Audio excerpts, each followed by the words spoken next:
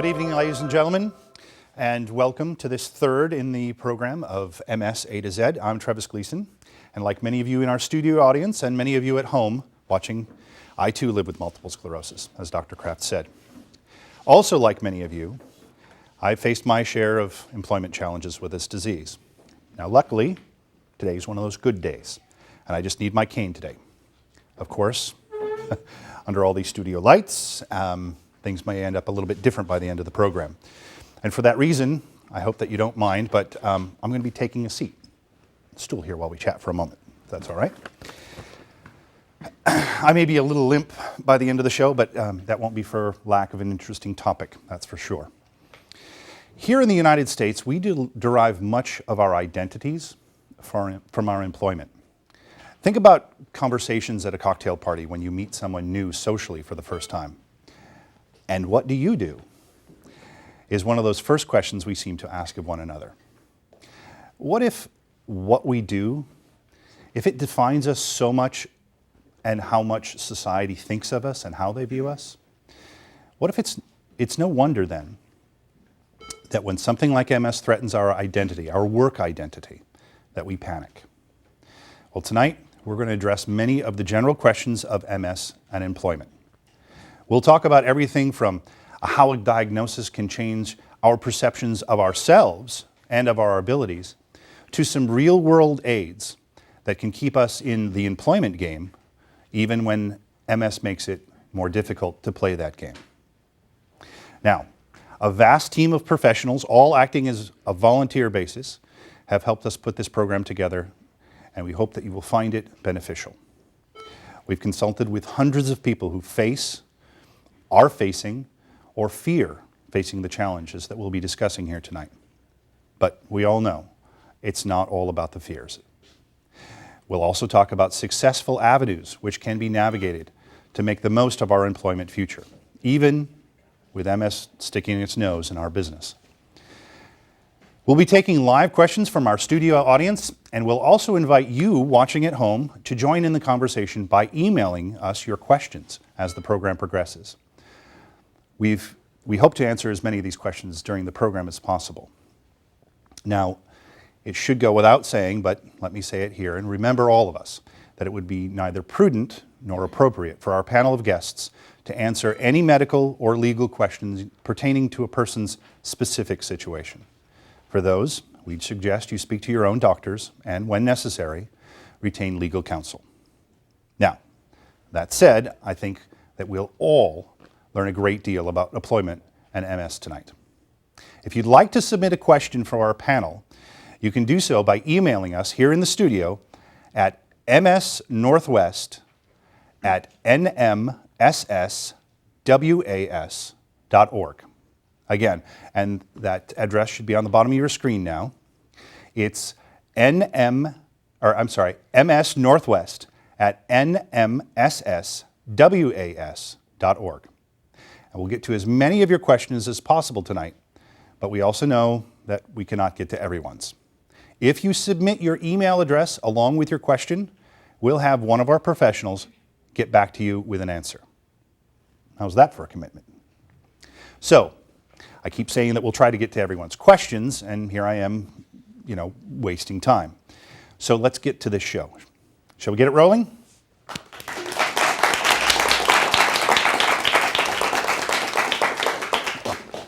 Our first guest lives on both sides of the MS employment equation. Ray Heacox was diagnosed with multiple sclerosis in 2003, though, like many of us, he experienced his first symptoms as much as 20 years before he heard the words that we all know so well. You have multiple sclerosis. At that time, when those first symptoms came up, Ray was working as an executive for NBC in New York. Nearly a decade on, Ray has held several interesting positions and has made his way back home to the Pacific Northwest, as he's originally from Tacoma. And he lives with his lovely and talented wife, Cynthia Huffman, where he is now the president and general manager of King 5 TV and the other Belo network stations here in the Northwest. And Ray is also the chairman of the board of trustees of the newly remonikered Greater Northwest chapter of the National MS Society, which offers programs, services, and assistance to over 10,000 people living with the diagnosis of MS, and over 60,000 of their families, doctors, and employers. And I'm sure we'll be able to get to coax Ray into talking a little bit about some of those work at the chapter. And so please help me welcome Ray Heacox. Ray, welcome. Good to see you, Trevis. It's good to be seen, actually. I'm not going to lie to you. So, 2003. Yep. What were you doing? And tell us a little bit about the whole diagnosis. The timing from a work point of view, since we're talking about a lot of this stuff having to do with career and everything else, is that I was the CEO of a startup technology company. I was living in New York and commuting to Atlanta every week. So I actually cohabitated in both New York and Atlanta.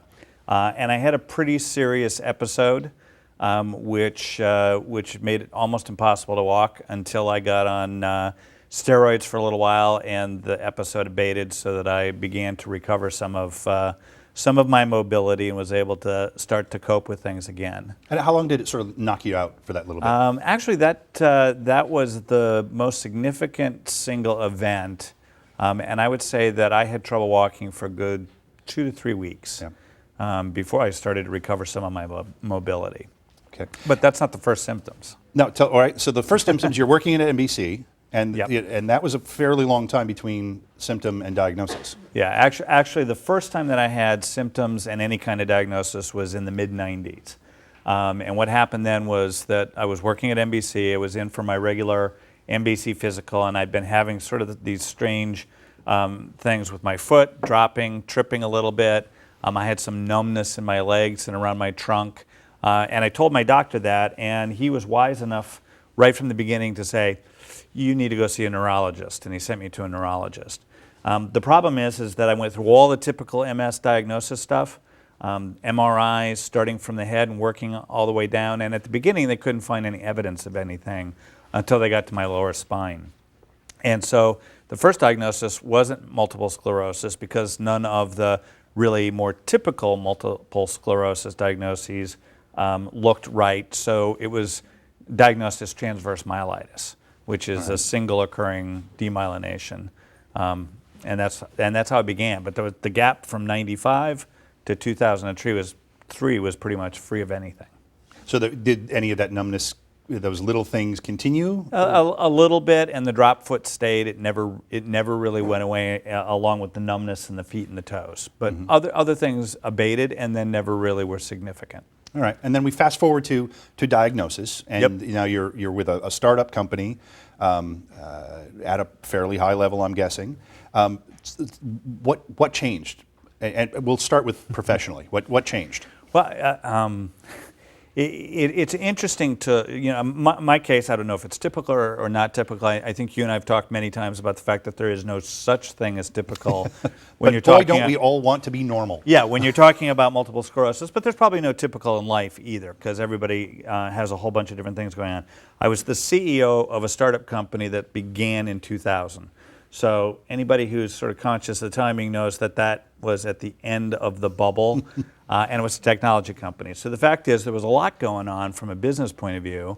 We were in our third round of financing, and the better part of valor was that we sold the company to a larger company, and I was actually babysitting through the sale of the company and the transition to the new company for that final year, and that's when it happened. So it was in the midst of turning over the company and doing all kinds of crazy things. For me, though, because I'd gone through the thing in 95, and here I was in this, I sort of had this big episode, and that was freaky, but I didn't have that moment where I went, oh my God, I have MS. Even after the diagnosis, I was sort of, something had been there all along, and it sort of just seemed like, thankfully, somebody finally identified what it is. You know, a lot of people, they say that, at least I know what it is now. Thankfully, I have a diagnosis. Yeah. So you sort of... Because you don't know, that, right? Through all that time. And then, professionally wise, then you're selling this business, basically. You're going through that, Yep. which is never a stressful thing, going through the due diligence there. It was very stressful. Yeah. So I decided that the best thing to do is, I had multiple sclerosis. I sold the business. I knew that I was going to retire from that activity that I was doing. And I got an opportunity to start a graduate program in television management at Drexel University in Philadelphia. So I shortened my commute from New York to Atlanta to New York to Philadelphia. Same distance, train versus plane. That's right, same time. But it was supposed to be a very relaxed time, and I did some consulting, and I was teaching and doing that kind of stuff. Starting a graduate program, that's Yeah. to be relaxing and, yeah. Yeah, well, it was somewhat relaxing. But what you discover is there are different kinds of stress. And frankly, the stress for me of being in that slower environment was just a different kind of stress. Right? It's a very slow environment in academia, isn't it? Well, it can be, but learning to cope with different things. Instead of coping with having 100 decisions to make a day, coping with spending lots and lots of hours doing research in order to be useful to students. Very different things. Quite different. Now, so you knew you had multiple sclerosis and you're changing jobs. We'll talk more. A lot of our questions that we've already gotten sent in have to do with disclosure. So at this point, for you personally, telling the story, did you let the university know? Oh yeah. Actually, I think lots of people who are professionals, and I need to state right up front, I'm just a person with multiple sclerosis in this conversation. I have absolutely no expertise, and there are a lot of experts who would say, don't do what he did, which is that from the day that I had my first diagnosis, I started blathering about it and talking about it, and it was no big deal to me. And I really talked about it openly to everybody. And when I went to Drexel to interview, it was about 110 degrees in the room that I had to make my presentation to the faculty. So needless to say, I had to explain why I had to have a stool in order to make that presentation. And it went very well. And then from then on, when you went for another position, it was already out there. Well, recruiter contacted me about the position here in Seattle, and when I started talking to the company, the first day I went, I was actually having very few symptoms at all, but I purposely carried my cane with me, took it into rooms, made it comfortable for them to talk. The company that I work for is spectacular. I don't recommend it for everybody. You have to know what your own situation is and how you want to pursue it, because you take a certain amount of responsibility for that.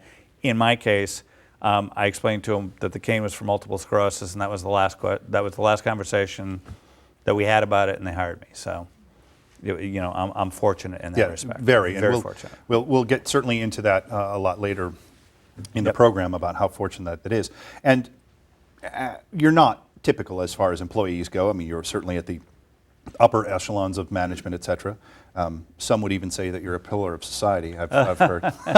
Only you, Trevis, and you've been warned never to say that. But that's all right. This will only live on the web forever, so nobody will know. He's getting even with me now.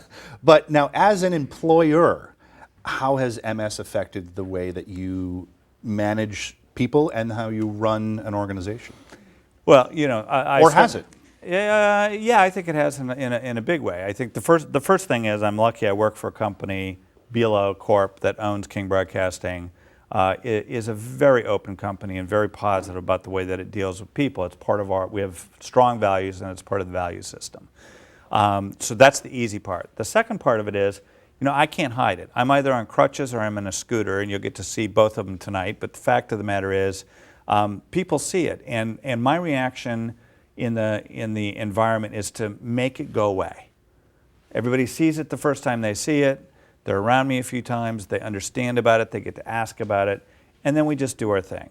And people understand that I have certain things that I do. I joke all the time that we have a lot of meetings very close to restrooms in the building, because one of the symptoms for MS is, and as anybody who's had it knows, is that you may have to be available to a restroom all the time. So that's, I think you might hear words like accommodation used, but part of what people are used to in working with me is that's just part of life. I get up, I go, I come back, but it doesn't stop the work from happening. So I think that's good. The second part of it is 4 of my senior managers have chronic diseases. I have MS. We have somebody in the group who has diabetes, type 1 diabetes. We have somebody who has a history of gout through many years, and we have another person who's had recurring cancer. So when you stop and think about all the different kinds of things that go on in a workforce, you begin to realize that lots of people have chronic diseases in the workforce. You just don't know it most of the time. Right. And for a lot of people with MS, people don't see it. You know, one of the things that we always hear is, "Oh, you look so good." I know you and I don't hear that very often because we don't. It's a different kind of looking good. But that's certainly one of the things that's out there, is that people are wondering, should they disclose, when they should disclose, and not speaking to the issue itself of when to disclose or what to say, but what would you say, as the employer, what are some of the things that you would like your employees at least to think about, and maybe some of the things that the viewers at home haven't thought about disclosing? Yeah, as I said, I'm not the expert. I think I would hope that in the workforce that I'm in, just because I'm disclosed and people know, that they feel somewhat more comfortable. But the absolute truth is there are in every business situation a whole lot of circumstances that people have to think about. And you bear responsibility for yourself to think them through and to analyze them. There are sometimes a lot of people in management positions between me and someone else who might be in the position of disclosing. And I can't guarantee that 100% of them are going to behave exactly the same way that I might behave. So the truth is, you have to take into consideration all the facts that are in front of you in your own environment. My hope would be that since over 50% of the American population is likely to suffer from a chronic disease sometime in their working career, that people would find a way to be able to talk about it, and that employers and employees would find the way to get the best possible work done. Employees, as an employee with a disease, I want to do my best. As an employer, I need employees to do their best. Somehow, when they're sick, we got to find a way for that to happen for both of us.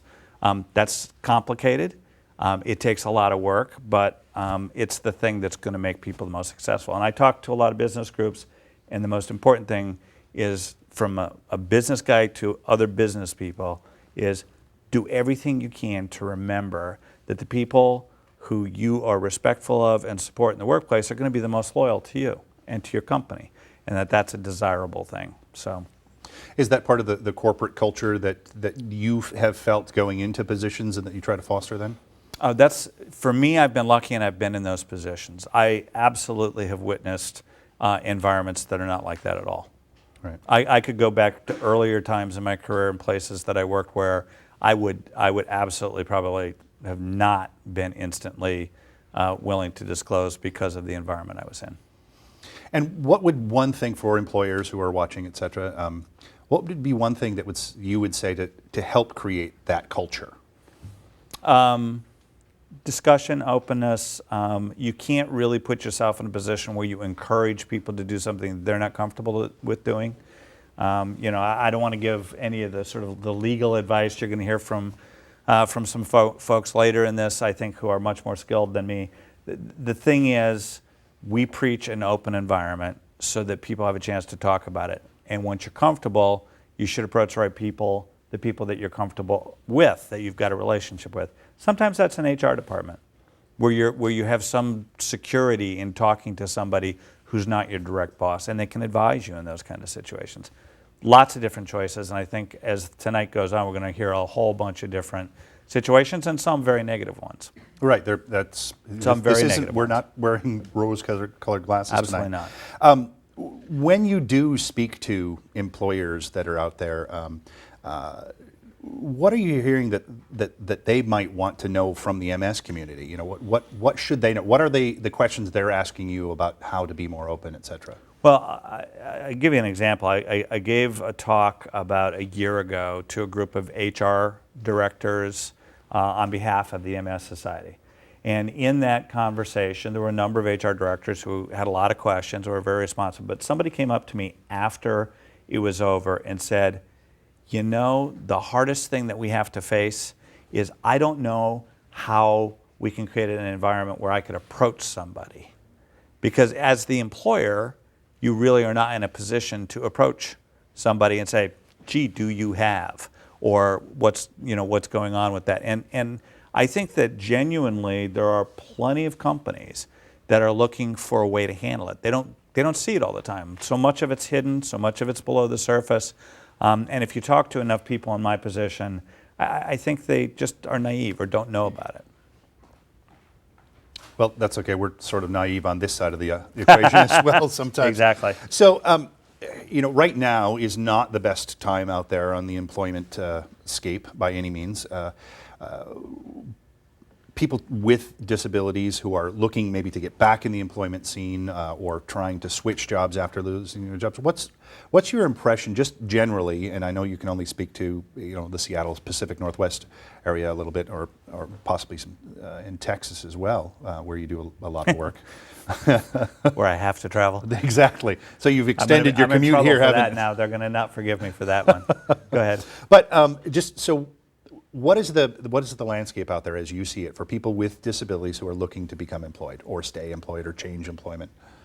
Well, right now the prospects for everybody with 10% unemployment is not a pretty picture. Our economy went upside down. It's created a good deal of difficulty for lots of people, not just people with a chronic disease. I think no matter what, I'll put it simply. I wake up in the morning, it takes me a half an hour of waking up before I'm even ready to have enough energy to go get ready to go to work in the morning. You know what? You start off with it's hard. So now you got to go look for a job, you got to interview, you got to be on your best behavior, you have to analyze how to present, all that. It's hard. But you know what? You still got to go do it, and you still got to get through that process. And I think that most people find that if they can find the right connection, the right place where they're working in an environment where they can do good work and be respected for it, that they're going to feel much better about everything in life, including their disease. So it's worth trying, but it's hard. It is hard. And I think that everyone living with multiple sclerosis recognizes that, but we don't give ourselves enough credit some of the times. I know for myself, I beat myself up when I'm not doing as much as I used to do. But it is difficult, and I'm glad that you acknowledge that. I certainly appreciate that. Now, because you do some traveling, we've got just a little bit of time here. Traveling in an airport for business and business travel and things, how do you find that? Well, thanks to my wife, the actual travel part of it's not so bad anymore, but I still hate it because it takes a lot of energy in order to do it. It's stressful. Travel is just one of those things that for every week I travel, I'm pretty sure that I'm giving up an extra week of life. That's how I look at travel. However, I used to go to the airport and I used to take my crutches or my cane and I'd try to walk through the line and I'd go through the thing and I'd get... Now I arrive at the airport, sit in a wheelchair, guy drives me through the line, I'm the first one through the security line, I'm at the gate, and I'm done. And you know what? The day that I accepted that and was able to do that was the day I could go back and travel again. So it's a tough decision to make. It's a tough call to say that I need that, but it's like any accommodation you need at work. When you say you need it, it helps you do your job. Makes it possible for me to do it. All right. Well, thank you, Ray. We're going to let Ray take a break from these hot lights for a little bit. Thank you very much, Mr. Heacox. Thank you. Always good to see you. But he'll be back later in the program, and he's going to join our panel for a group discussion for your questions. And again, we thank Ray, and we'll see him back here in just a little bit.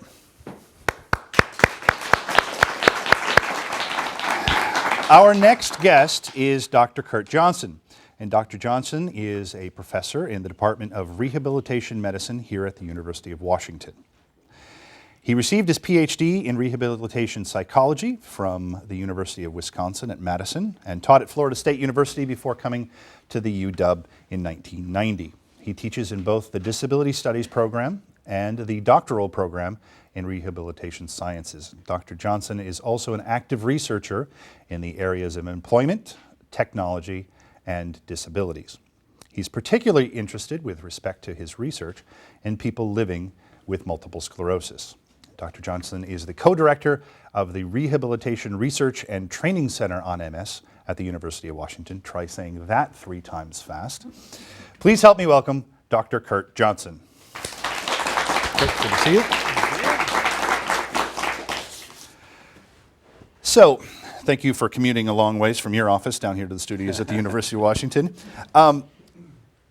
we talked a little bit with Ray about the employment scene out there, and he was very stark in saying, well, 10% employment is not good for anyone. But how do you see, in general, the situation of employment as far as people living with multiple sclerosis in the U.S.? It's kind of hard to figure out exactly what the employment situation is for people living with MS, because MS is predominantly a disease that affects women, often first diagnosed in their 20s at about the time that they would be often starting a family. And so it's hard to tell how much of the employment picture is related to the age at which people first are diagnosed, how much of it has to do with MS. But historically, I have a couple of slides here. Historically, about 70 to 80% of people with MS were unemployed 5 years after diagnosis. And that's, Wow. Yeah, that's in a group of folks who are really, generally well educated, and we'd expect to be working at a higher rate. Now, most recently, that was what we found 10 years ago. Most recently, it's gone down to 60%. We think that's probably because of maybe because of the immunomodulatory drugs. The impact of the new drugs mean people are able to stay in the game longer. Mm-hmm. Do you suppose that might have anything to do with better diagnostic techniques, diagnosing people earlier? The National MS Society has done a lot of things as far as educating primary care physicians to recognize first symptoms of MS. Do you think that might be part of it as well? That diagnosis is happening 3, 4, 5 years earlier now? Well, I would defer that to Dr. Kraft, but yeah, I think probably so, and that people actually start the ABC meds earlier when they have a better chance of changing the trajectory of the development of symptoms. So yeah, all of those things. Very good. But most people have worked at one time or another in their lives. And we'll talk more about this later, but one of the things I don't think comes as a surprise to people living with MS is that about 30% of the people who are employed have measurable changes in their cognitive status, where 70% of the people who are unemployed do it. So we think that for many people, it may be the cognitive changes that actually are at least a significant reason that they end up leaving the market. 40%, almost half of the people who are unemployed would rather work, and I think that fits with what Ray was just saying, is that employment's a valued activity and it's important. And I guess it's no surprise that in our work we've found that people who are employed consistently say that they have a higher quality of life. They're better off. And I was, when Dr. Kraft was doing the introduction, I hadn't really thought about the fact that it's, as a clinician, when I go to see my doctor or my nurse practitioner, we do talk about work that's going on. We talk about the things that are happening outside, and I had never thought about that. That's a way that they're actually gauging my progress or digress, whatever, with this disease. So that does make a lot of sense. And now, we also alluded at the very beginning of the program of the fact that in America in particular, we derive so much of ourselves, our identity, from our jobs. And a person works for so many reasons other than just to get a paycheck. So talking about that quality of life issue, how do you see staying employed or seeking employment affecting the quality of life for a person living with this disease? Well, I don't want to understate the value of a paycheck. I don't either. One of the reasons that we hear from people that the main reasons they work is because they need the money. Right, and the benefits, obviously. And the benefits, and I think, just mentioned that game may have changed with the passage of healthcare reform, but previously people often were caught in this trap where they either had to work in order to get benefits or they had to be unemployed in order to get Medicare. And there's some tricks around mitigating that, but it is a pretty stark contrast. So we may see that people have more flexibility, and I hope that has some impact on the employment picture. But aside from that, and aside from the kind of the importance to people's self-image, and we hear from people it's really important for them to feel like they contribute to the family, that they bring in some money, that it's important to their kind of social identity, as you mentioned earlier on. But we also heard that, I've heard people say that, it doesn't hurt as bad when I'm at work. My pain isn't as bad. When I lie at home in bed during an exacerbation, my pain is really unbearable. When I'm at work, I can ignore it. I've heard people say that it's a lot that the structure of work is important. It's a lot easier for me to get up in the morning when I have something I know I'm going to be doing. Right. Now that said, most people with MS, the majority, don't work, and I think many people have very creative ways to have a high quality of life and to do things that are important to them. But work has kind of a unique place in life. Right, and one of the things that I've been reading a lot lately when you were talking about cognitive issues with people with MS is that a lot of that can actually, and fatigue as well, be derived from levels of depression. And so I'm wondering, thinking back to your first slide there, if maybe some of the antidepressant drugs are helping people's cognition and maybe they're able to stay employed a little bit longer. In your research, are you seeing that depression from MS or MS-related depression is affecting employment at all? It's not clear, and we just actually published a study on what contributes to employment, and I think we probably are hindered by not being able to do a fine enough grained analysis. But the truth is that depression and fatigue and cognitive changes and pain all coexist, and it's hard to tease them apart. Dr. Edie will talk in much more detail about this, and I believe the next episode when she talks about depression and MS. Okay, very good. So it's a tough time to be searching for employment or trying to stay employed for anyone, and then we throw MS into the whole mix there. What are some of the specific challenges about getting employed, staying employed with MS in the picture? Yeah, well, let's look at the barriers. I mentioned that one of the big barriers is a systemic one, which has to do with the way that our benefit system works. Right. And that's a barrier. But some of the things that people just live with include the physical changes that may have to do with changes in mobility and changes in vision and fatigue and pain, the cognitive changes we mentioned, the environmental differences. Ray mentioned going to the airport. You know, environments can be more or less accessible, and they can be hot and they can be cold. There's social variables, like I had one woman who told me that people at work often thought maybe she'd been drinking or something because she'd slur her speech a little bit, or she'd be leaning against the walls for support. And she'd say, it's just 3 o'clock in the afternoon. I haven't had my first drink yet. You know? And then there's the psychosocial issues around depression and anxiety and evaluation of your own self-worth. And I think these all end up in an economy of resources that people have. And you have things that contribute to that and take away from it. And if I have to think, okay, foot, where are you going next? If I have to spend cognitive energy thinking about that, that takes away some of the energy I might have to spend on work. And the same thing is true if I have to be vigilant about what I say to make sure I don't say things I don't mean to. And so when we talk about accommodations in a minute, we'll talk about how we can mitigate some of that. Right.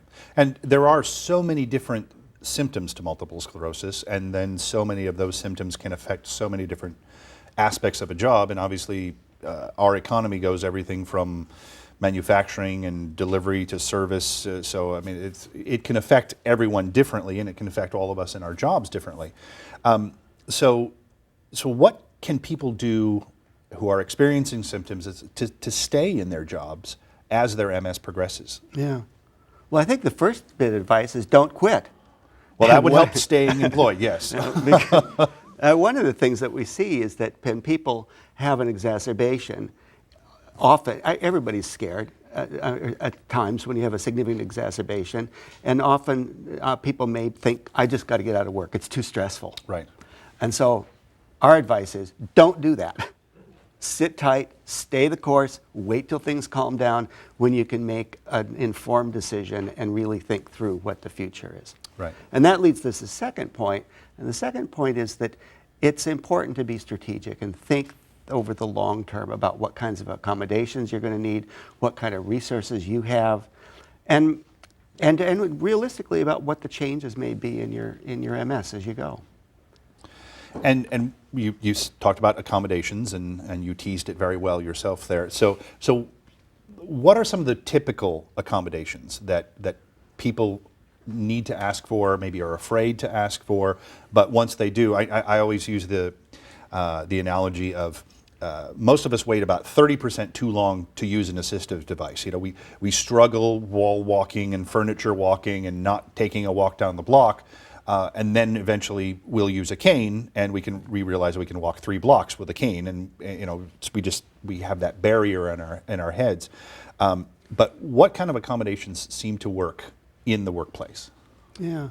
Well, there are a couple groups of accommodations. One, and the accommodations can either be informal, you just do them, and everybody agrees on them by, it just happens. Or you just make them yourself. You make them yourself, right? Or they can be formal.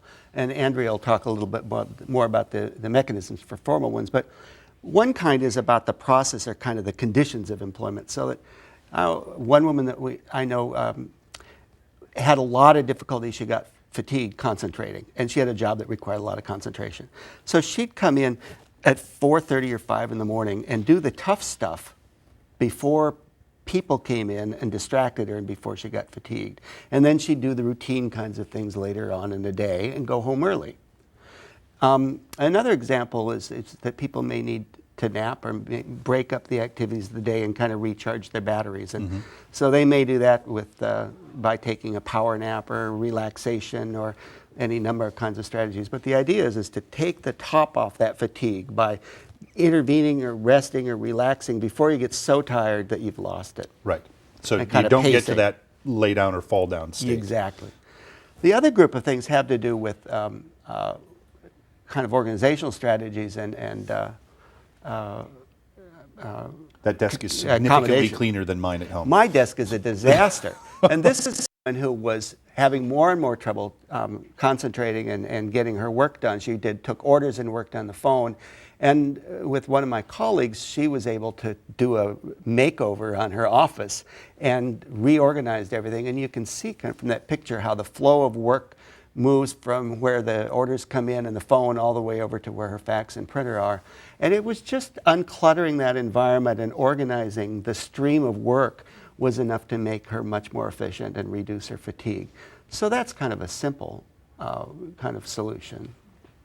And would this be something that a person who was seeking some accommodations, they would say to their employer, okay, I'm having this problem, and is it best probably to go to the employer with the solution as well as the problem, if possible? If you know the solution, most employers won't know how to solve the problem, and so usually you have to be the expert. And I'll talk in a minute about some resources that you can get.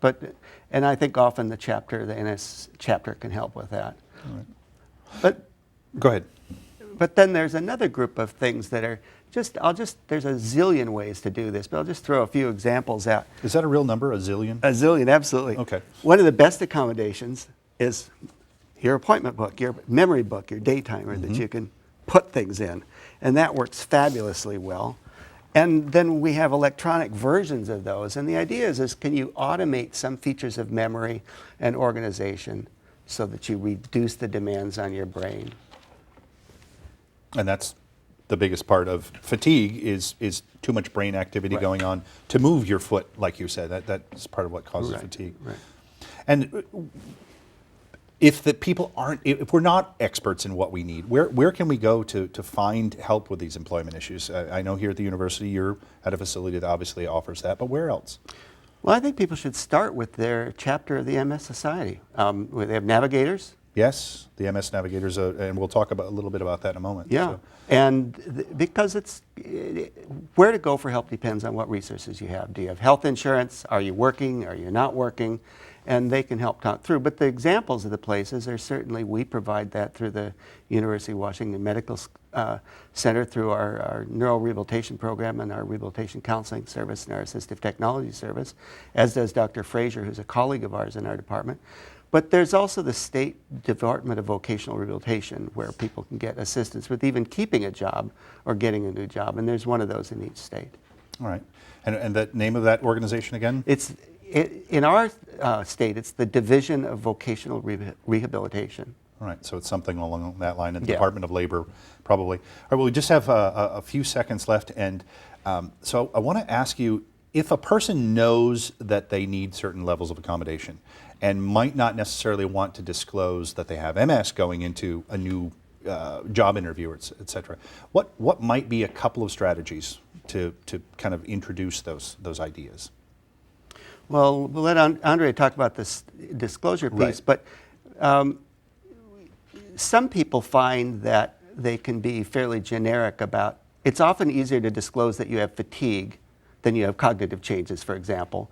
And many of the accommodations that you would use for fatigue will also accommodate cognitive changes. And so one of the things that people can do is say, I have a lot of trouble with fatigue. I can certainly do this job, but if I can break this up a little bit into chunks, I'll be more successful. But I think people usually do better if they can do that on their own, if they can just do it without disclosing it, so to speak. Or informally. Yeah.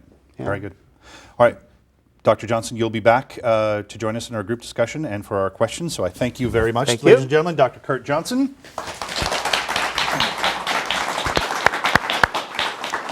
So I don't know about you, but I've already learned like bushels here tonight about employment. And we've already heard several useful tips, some inspiring stories of successes, and some of the pitfalls that we want to avoid. This is really valuable information, and I can see that we're already getting some email questions via the email address which is on your screen. And we encourage you to keep sending in those email questions to the address that's there, the graphic. Our next guest is Andrea Brenneke. Ms. Brenneke is the University of Washington alum and was a cum laude graduate of Harvard Law School. It's too bad you couldn't get into good schools, right? She practices law in the Seattle firm of MacDonald, Hoague, and Bayless, where she specializes in employment law and civil rights litigation, as well as facilitation of some creative solutions in several workplace issues. So please help me welcome attorney Andrea Brenneke.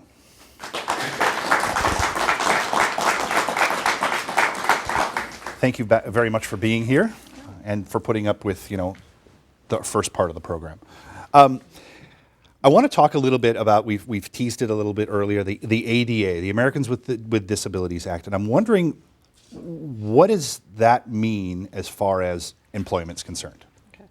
The Americans with Disabilities Act is a fabulous civil rights act that provides employees with two basic rights. The first is the right to be free from discrimination because of disability. And that includes everything from hiring to firing, promotions, layoffs. You're not to be treated differently because of a disability in those areas. It also prevents harassment or hostile work environment because of disability, which occurs. The other broad area that the ADA covers is the right to a reasonable accommodation of a disability. And we were talking about that earlier in the program. But the ADA protects employees and gives them the right to come forth and say, I have a disability, and in order to perform the essential functions of my job, I need a reasonable accommodation. And for the employer then to have to provide that. The employers, however, aren't psychic. So that's where disclosure comes in, and we'll talk certainly about that. Does the ADA cover all disabled employees? No. The ADA, first of all, there's a threshold limit, which is that it only covers employers that have 15 or more employees.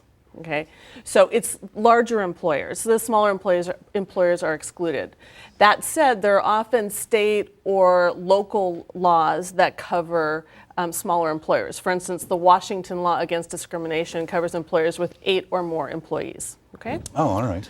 The second issue is that an employee, to be covered, has to be able to perform the essential functions of their job with or without accommodations. Okay, and that's something we can get into later. Then there's a question of how is disability defined? Not everything that comes up would necessarily be covered as a disability under the law. So there are 3 general aspects to the definition. Okay, the first is, I have a slide that addresses this, whether the employee has a physical or mental condition that substantially limits one or more major life activities. And okay? what would be considered a life activity? Okay. So major life activities that have been recognized in the law include walking, seeing, hearing, lifting, bending, concentrating, thinking. Okay. Right. So MS fits that. Yes, and the law has expanded also to acknowledge major bodily functions and systems. So brain function, or the neurological function, or an endocrine system, or the digestive system. To the extent there's an impairment in those areas, that would also be considered disability. So for the most part, anyone who's been diagnosed with MS, I would say, has a very high likelihood, if not a guarantee, that they would be covered under the law. There's also, though, a way of qualifying for the ADA application, which is that an employee has a history of a disability. Mm-hmm. So, for instance, if you've had an episode and weren't maybe diagnosed, and then years later something occurs, that prior incident, if you have a medical record of having a period of disability, that could help you qualify for the ADA protections. Mm-hmm. And finally, the ADA covers people who are perceived to have a disability, even though they don't. So what we're also trying to acknowledge, I guess, in the law here is that if an employer thinks that someone has a disability and they don't, that they still can't discriminate against them because of that perception. I see. All right. That's pretty broad. Mm-hmm. And you said here in the state of Washington, the rules are a little bit more stringent. Are most states, because this is going out nationally and then internationally over the web, are most states at least as stringent as the ADA? I wouldn't say our state law is more stringent. In fact, historically, our state law has been has had a broader definition of disability and the ways in which it applies. What I can say is that with recent changes both to our state law and our federal law, what the exact tests are and how they apply do differ. And it's in these areas where it's very helpful to have an employment lawyer look at this. I would say in general, states and local laws cover similar aspects of disability, both the right to be free from discrimination because of disability and the right to a reasonable accommodation. Well, and now speaking of accommodations, and we were talking with Dr. Johnson about that, mm-hmm. The timing of disclosing has a lot to do with when a person has a certain need for accommodation, et cetera. Mm-hmm. I'll just say it flatly. When should a person disclose that they have MS, and to whom? Yeah. That's a question that I think does depend upon the circumstances that the person finds themselves in. That's such a lawyer's answer. I know it's a lawyer's answer, but how can one answer that? My general sense is we have a law against discrimination because discrimination exists in the employment arena and other arenas. Okay, it's not rocket science to say that yes, people are discriminated against because of their disability.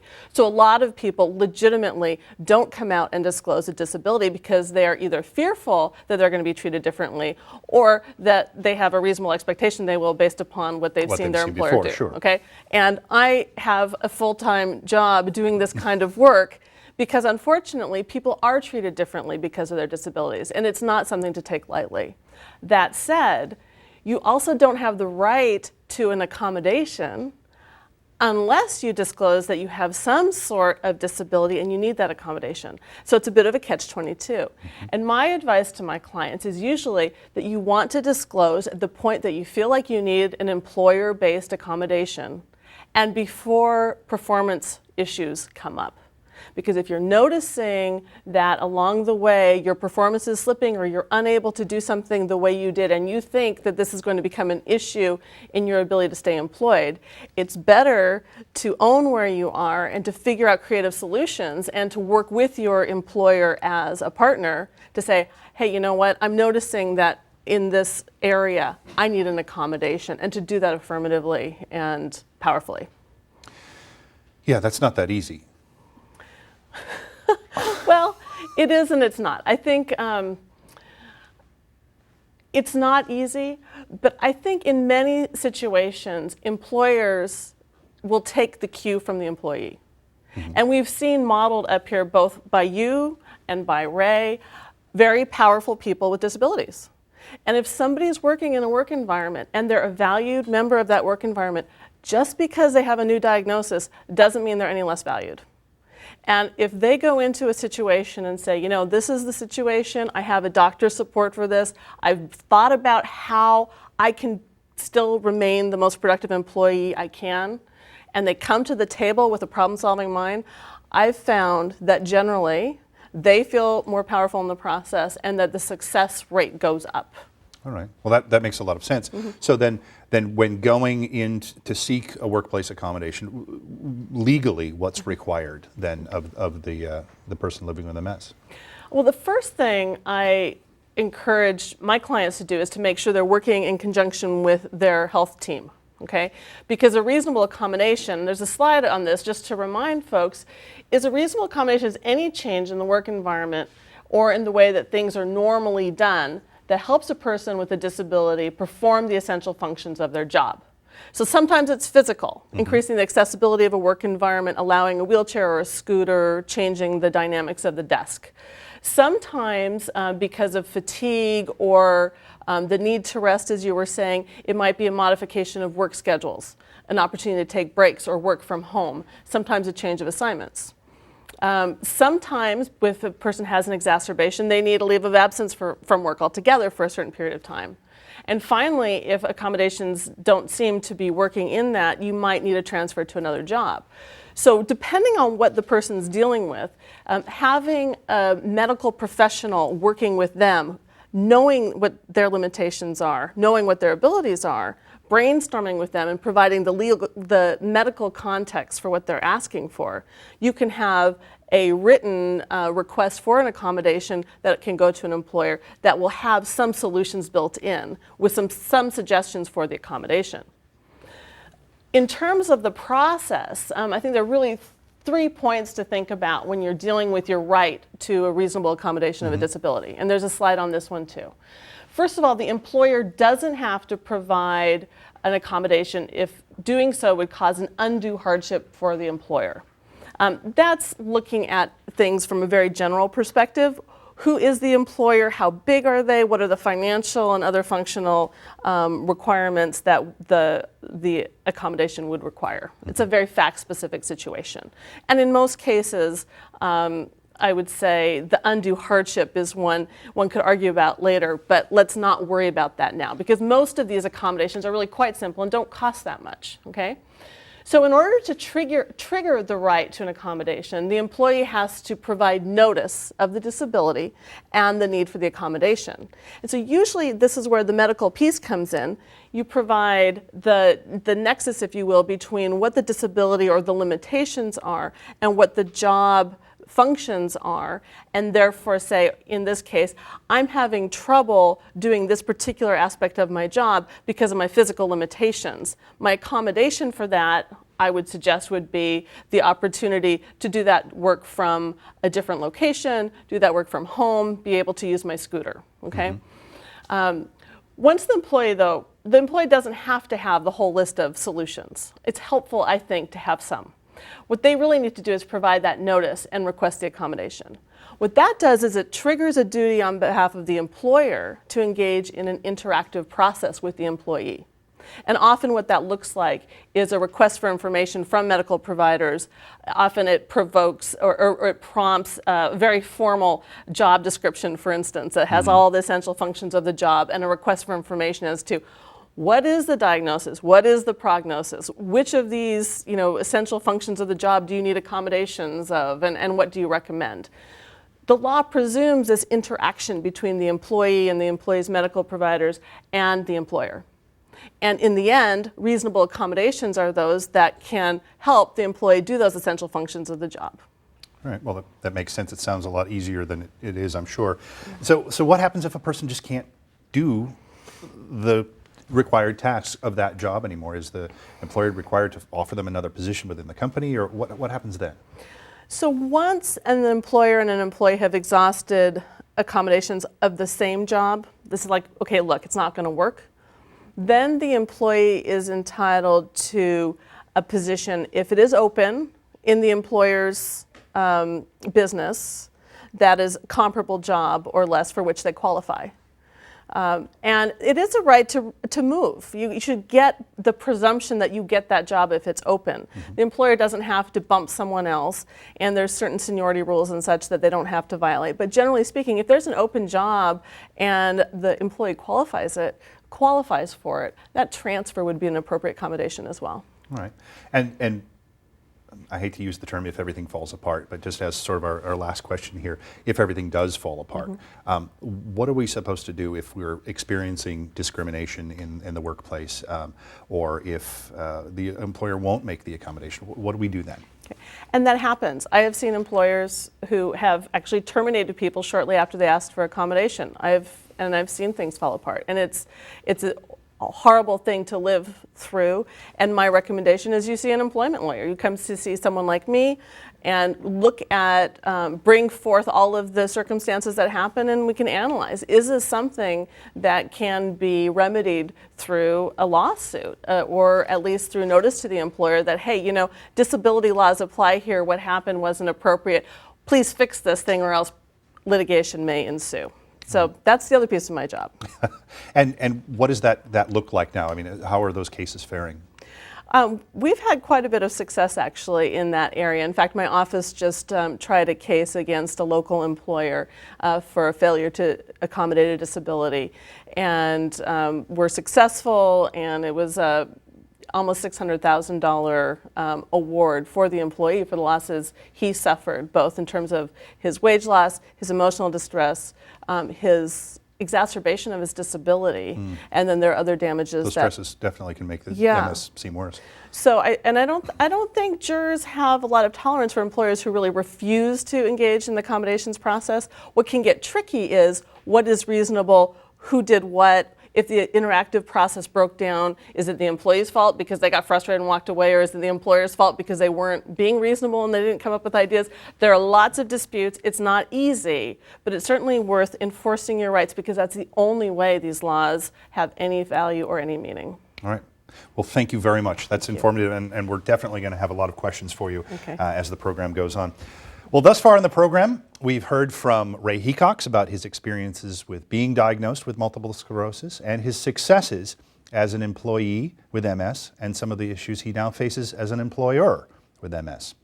We've gotten some of the nuts and bolts information from Dr. Kurt Johnson about continuing to work even when MS requires some changes in the way we do our jobs, or even if it changes the jobs that we can do. And finally, from Andrea Brenneke, a peek into the legal rights that we all have, as well as our responsibilities as people living with MS and trying to stay employed in our jobs, or if we're looking for a new one. And we're just getting started.